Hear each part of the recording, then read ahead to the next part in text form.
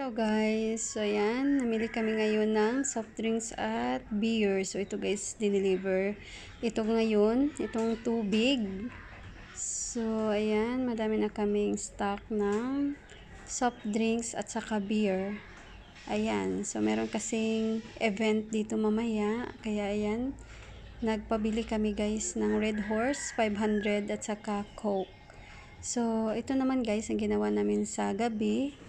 Ayan, nag-repack kami guys dito sa aming biniling isang sako ng uling. So, ayan, 25 pesos guys ang aming bentahan ng uling. Then, ito ay 1/2 kilo. Ayan.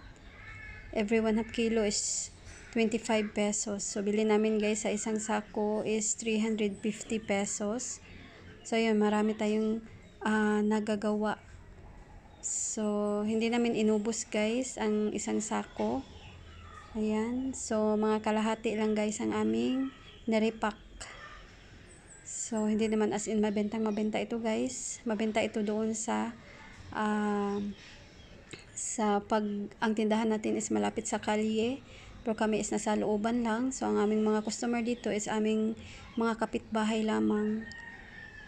At ayan, hindi na sila masyadong bumibili ng uling dahil meron naman silang kahoy. Ayan, kahoy ang kanilang gamit sa kanilang pagluluto. Then doon na sila magsugba.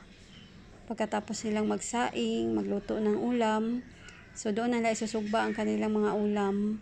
So dito sa amin, kakaunti lang ang naghahanap ng uling.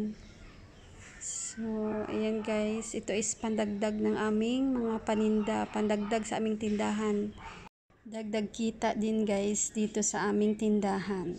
So, yan guys, nag-share lang ako sa inyo dito sa aming ganap ngayong araw.